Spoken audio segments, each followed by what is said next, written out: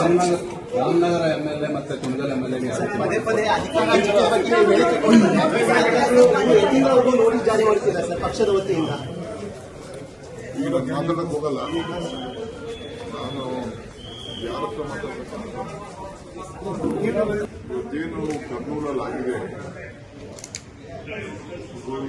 ದುರದೃಷ್ಟಕರ.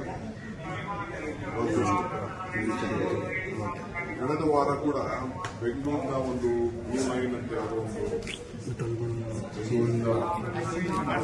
ರಾಯಚೂರು ಕಡೆ ಅದು ಕೂಡ ಆಂಧ್ರ ಭಾಗದಲ್ಲಿ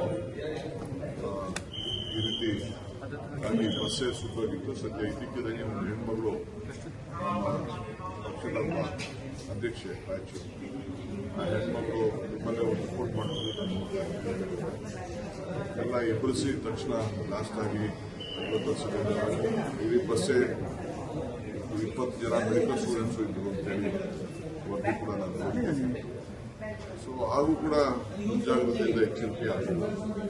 ಇದು ಬಹಳ ದೊಡ್ಡ ಸಮಸ್ಯೆ ಆಗಿದೆ.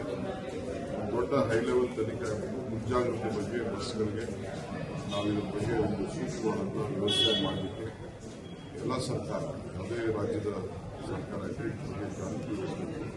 ಒಂದು ತನಿಖೆ ತಂಡವನ್ನು ನಾವು ರಚನೆ ಮಾಡಬೇಕು ಅಂತ ಹೇಳಿ ನಮ್ಮ ಸರ್ಕಾರ ನಮ್ಮ ರಾಜ್ಯದಲ್ಲೂ ಕೂಡ ನಾವು ರಾಮನಗರಗಳಿಗೆ ಇದ್ರ ಬಗ್ಗೆ ಒಂದು ನಮ್ಮ ರಾಜ್ಯದ ಬಸ್ಸು ಇಲ್ಲಿ ಹೋಗಿ ಆಗಿತ್ತು ಅದರ ಬಗ್ಗೆ ಒಂದು ವ್ಯಾಪಕವಾದಂಥ ಒಂದು ತನಿಖೆಯಾಗಿ ಸೂಕ್ತ ಕ್ರಮ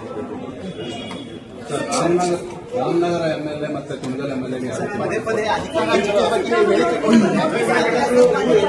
ನೋಟಿಸ್ ಜಾರಿ ಮಾಡ್ತೀರಾ ಸರ್ ಪಕ್ಷದ ವತಿಯಿಂದ?